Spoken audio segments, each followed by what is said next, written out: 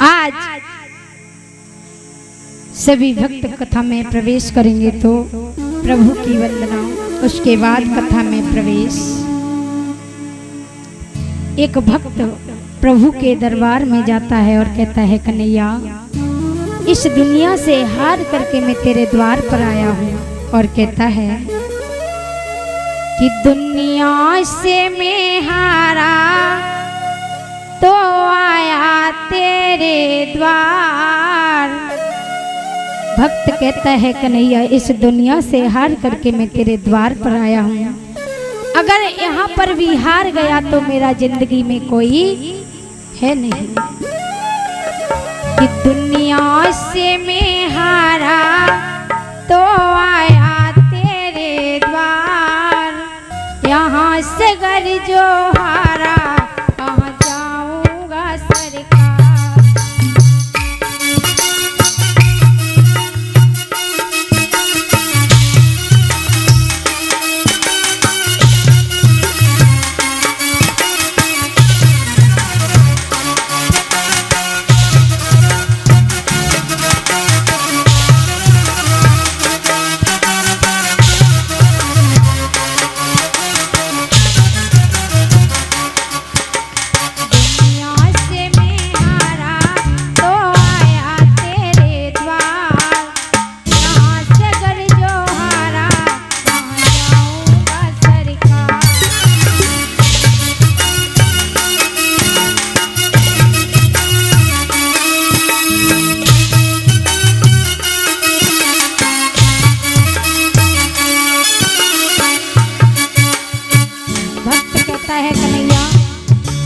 तेरे द्वार पे आने के बाद अगर मैं हार गया तो क्या मतलब।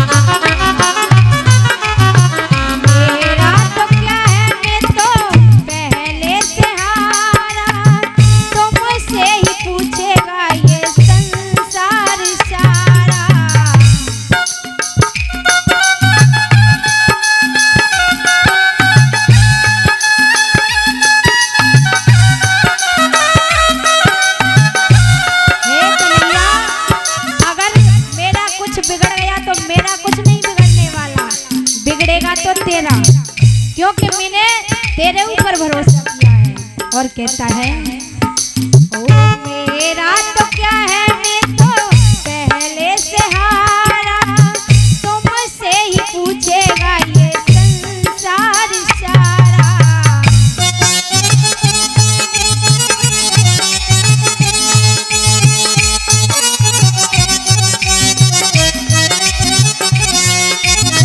डूब गई जो नैया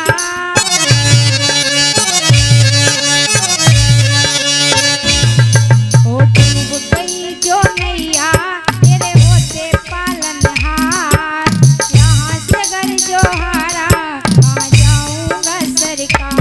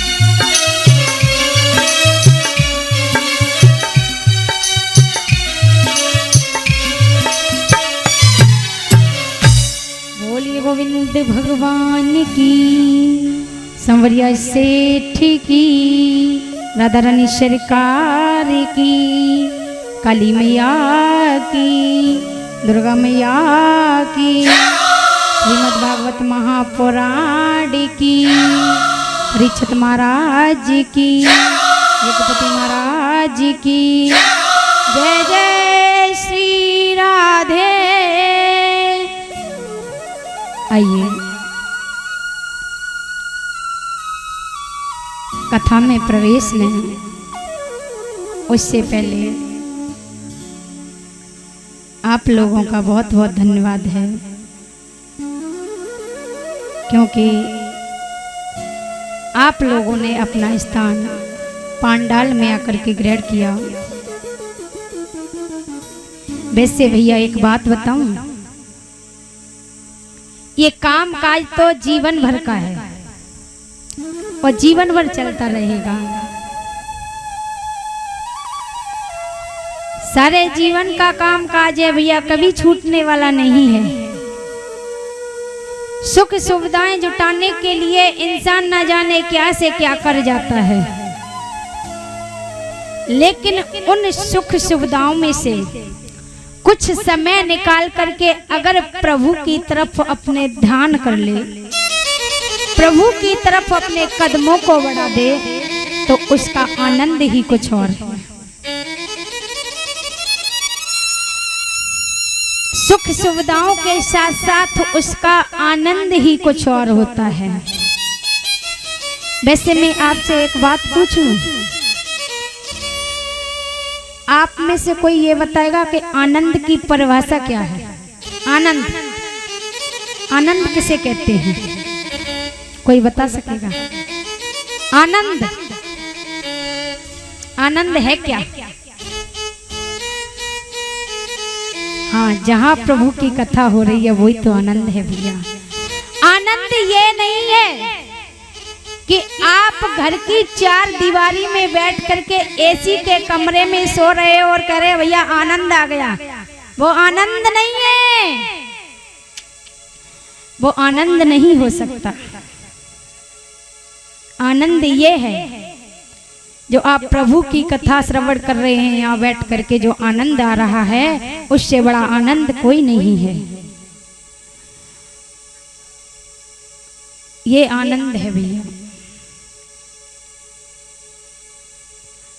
आइए कथा की तरफ ध्यान देते हैं। जहां पर कल कथा हमने छोड़ी थी कि किस तरीका से आज प्रभु वृंदावन को छोड़ करके मथुरा के लिए चले हैं। जब प्रभु वृंदावन को छोड़ करके मथुरा में पहुंचे तो सबसे पहले उनकी भेंट धोबी से हुई है।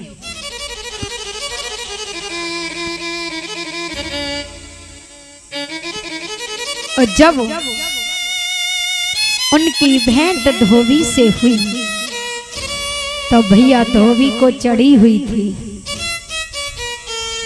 अब कौन सी चढ़ी हुई थी वो तो तुम्हें भी पता है। देसी ठर्रा जब चढ़ता है भैया, तो जब इंसान को वो देसी ठर्रा चढ़ जाए ना, तो वो खुद से बड़ा शहंशाह किसी को नहीं समझता है। आज प्रभु ने कहा कि भैया धोबी, हमें कुछ वस्त्रों की आवश्यकता है, अगर तुम इनमें से हमें कुछ वस्त्र दे दो तो हमारे जो कपड़े गंदे हो गए हैं उन्हें हम यहीं रख जाते हैं और इनमें से नए वस्त्र पहन करके हम अपने मामा के यहाँ धनुष यज्ञ दिखाएं। धोबी बोले काहे, तो माई अकले बोल रही गई का, तुम्हें यह नहीं पता कि तुम किससे बात कर रहे हो। कन्हैया सोचने लगो, अब हमें लग रही कि जे ऐसे ठीक ना हुई है, क्योंकि भगवान को सबसे बड़ी नफरत है कि किसी इंसान के अंदर अगर अकड़ आ जाए तो उसकी अकड़ को निकालना प्रभु को बहुत अच्छी तरीका से आता है कि मुझे इसकी अकड़ कैसे निकालनी है। प्रभु बोले भैया धोबी देख, हम तो ते बड़ा शांति से बात कर रहे, देख तू मान जा और हमें इनमें से कुछ वस्त्र दे दे जिन्हें हम पहन के अपने मामा की यज्ञ देख आए, और यज्ञ देखने के बाद वस्त्र हम तेरे वापस दे जाएंगे और जो वस्त्र हम अपने दे के तुझे जा रहे हैं वो अपने ले जाएंगे।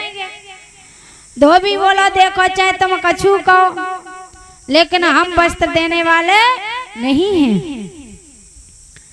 कन्हैया सोचने लगे लातिन के देव बातिन ते नहीं माने। उसी समय कन्हैया ने कहा कि देख ले धोबी, लास्ट बार कह रहे, देख कैसे मान जाता मान जा, अगर ना मानियो तो भैया फिर तो हमें कछु करना ही पड़ेगा। धोबी बोला चाहे तुम कछु करो, हम नहीं दे रहे। उसी समय आज कन्हैया को क्रोध आ गया। क्रोध के आवेश में आकर के धोबी में एक तमाचा दिया, और जैसे ही तमाचा दिया उसी समय धोबी धर्म से नीचे, और जैसे ही नीचे गिरा,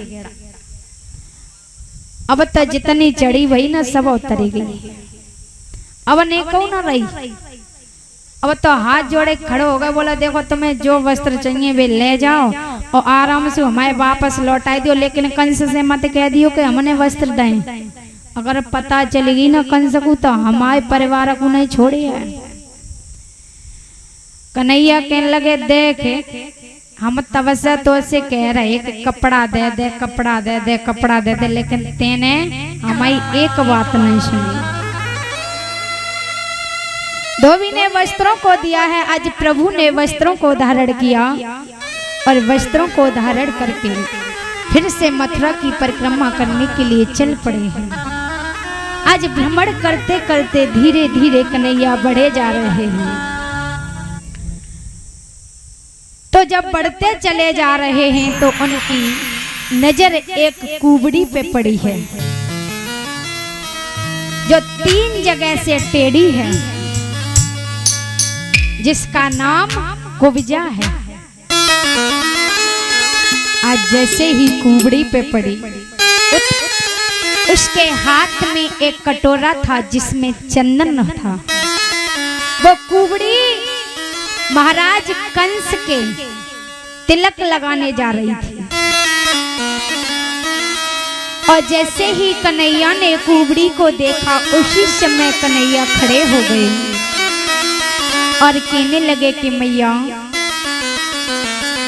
अगर तुम्हारी इच्छा हो तो इसमें से थोड़ा चंदन तुम हमारे माथे पर भी लगा दो। कुब्जा कहने लगी, हम चंदन तो लगा दें लेकिन हम तुम्हारे माथे तक नहीं पहुंचेंगे। कन्हैया को तो माया रचनी थी। कन्हैया ने कहा कोशिश करो। आज कुब्जा बार बार कोशिश कर रही है, बार बार कोशिश कर रही है, लेकिन उनके मस्तिष्क तक नहीं पहुंच पाई। जब नहीं पहुंच पाई तो उसी समय आज कन्हैया ने थोड़ा सा हाथ लगाया और हाथ लगाते ही समय आज कुब्जा सीधी खड़ी हो गई है। बोलिए गोविंद भगवान की। आज जैसे ही कुब्जा खड़ी हुई, खड़ी होकर के तुरंत ही कुब्जा ने चंदन से तिलक लगाया है। और तिलक लगाने के बाद जितने भी ग्वाल वाल थे सभी के तिलक लगाया। अब तो तिलक लगाते ही कन्हैया ने कहा कि अब आप जहां जा रही हो वहां जाओ। तो वो कुब्जा कहती है, कन्हैया, जिसका हाथ तूने पकड़ लिया हो वो कहीं और नहीं जा सकता। अब मैं तुझे छोड़ करके नहीं जाऊंगी, चाहे तू कुछ भी कहे। कन्हैया कहते हैं, नहीं कुब्जा, तुझे जाना तो पड़ेगा। लेकिन कुब्जा जाती तो है, सोचती जा रही है, कन्हैया मैं तेरे बिना नहीं रह सकती, क्योंकि भैया जिसका मन प्रभु में लग जाए उसका मन दुनिया में नहीं लगता है। जिसका मन पार ब्रह्म परमात्मा में लग जाए उसका मन दुनिया में कभी लगने वाला नहीं है। और कुब्जा सोचती हुई चली जा रही है किस तरीका से कि कान्हा दिल मेरा लगता नहीं जमाने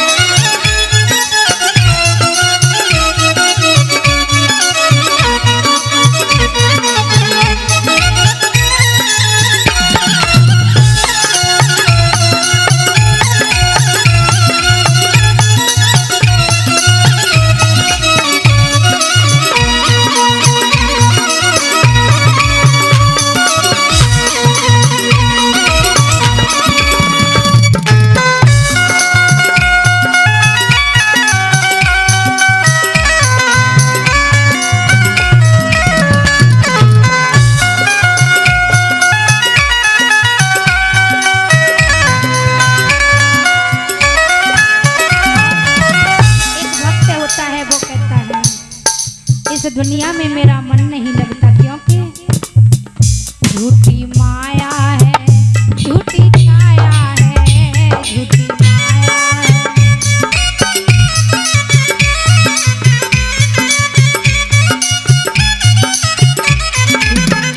छाया है, झूठी माया है।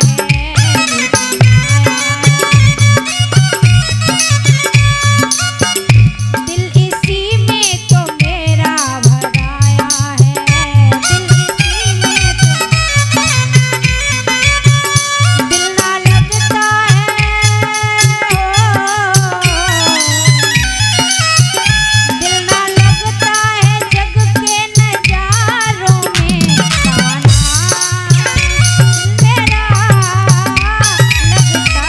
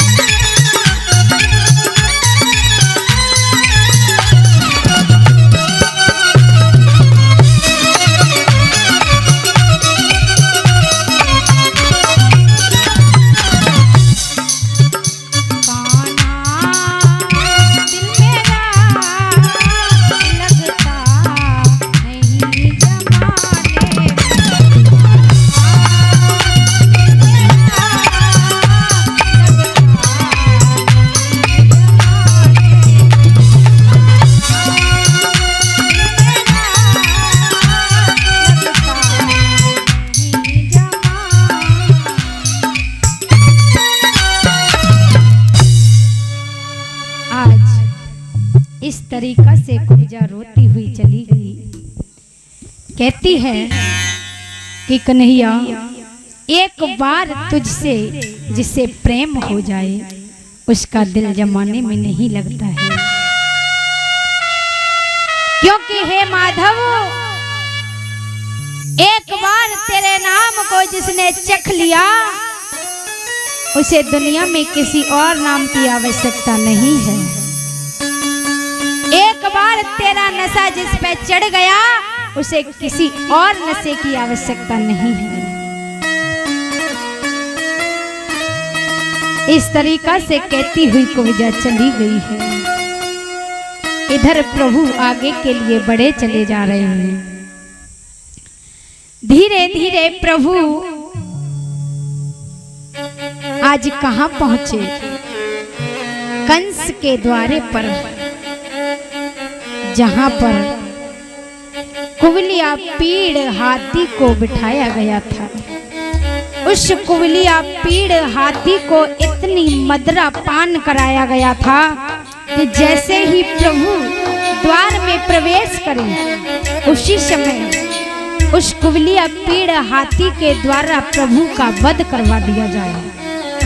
ऐसा सोच करके कंस ने कुबलिया पीड़ हाथी को द्वार पर बांध दिया था। तो आज जैसे ही कुबलिया पीड़ हाथी को प्रभु ने देखा,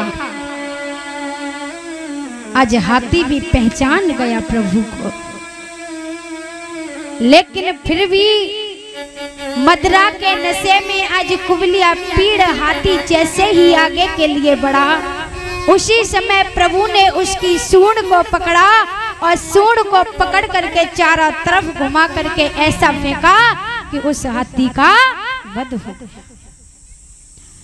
अब प्रभु अंदर प्रवेश कर गए और जैसे ही प्रभु अंदर प्रवेश कर गए, सबसे पहले प्रभु ने उस धनुष को तोड़ा जिसके लिए प्रभु को बुलाया गया था। अब जैसे ही धनुष को तोड़ा उसी समय प्रभु आज आगे के लिए बढ़े, तो इधर कंस डर की वजह से अब तो दरबार से बाहर भी नहीं निकल रहा, क्योंकि जिसके द्वारा कुबलिया पीड़ हाथी का वध हो गया हो, अब कंस तो पहले ही समझ गए अब तो हमारा काल आएगा। इधर शंख और चाड़ूर को बुलाया गया है, तो कन्हैया और बलराम दोनों चले हैं शंख और चाड़ूर के साथ में युद्ध करने के लिए। अब धीरे धीरे जब युद्ध होने लगा भैया, तो उसी समय बीच में कन्हैया बोले भैया तुम इन्हें देख लो तालू, हम अपने मामा ने कहा हाय हेलो कर जाए। बलदेव बोले काय भैया हमें तुम यहाँ छोड़े के हैं और कह रहे हो कि मामा ते हाय हेलो करे हमें। बोले कन्हैया देखो भैया शंख और चाड़ूर को तो तुम देख ले और अपने मामा है हम देख ले। बलदेव बोले देख भैया मैं उते संग चलूंगा, तू काय परेशान है। बोले ना बदलो हमारो है, जाने हमारे मैया पिताजी को बहुत दुखी करो है। अब नंबर जाको है भैया, ज्यादा परेशान नहीं करेंगे भैया, बस थोड़े से उसमें उसको ओम नो अरे देखत को है बारो कन्हैया दे।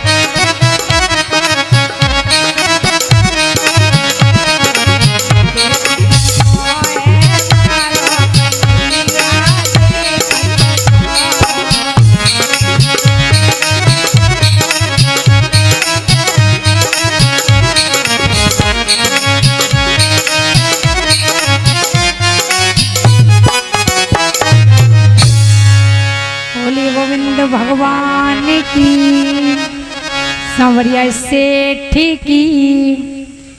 भैया जी बताओ तुम्हें काय को दुख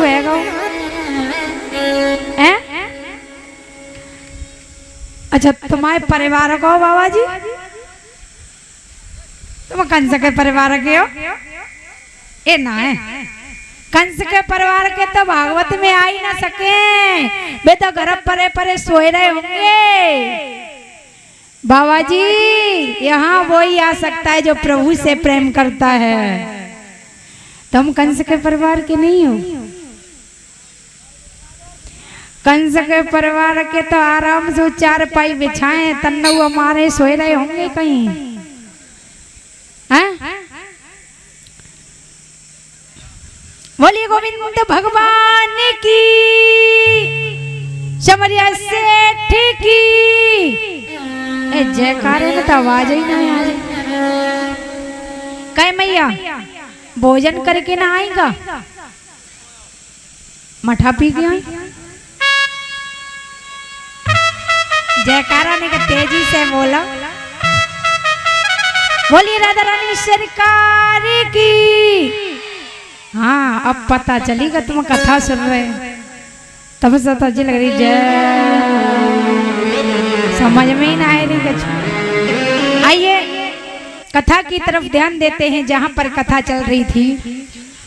आज श्री सुखदेव जी समझा के कहते हैं, हे राजन परीक्षित, इस तरीका से प्रभु ने आज कंस का वध किया है।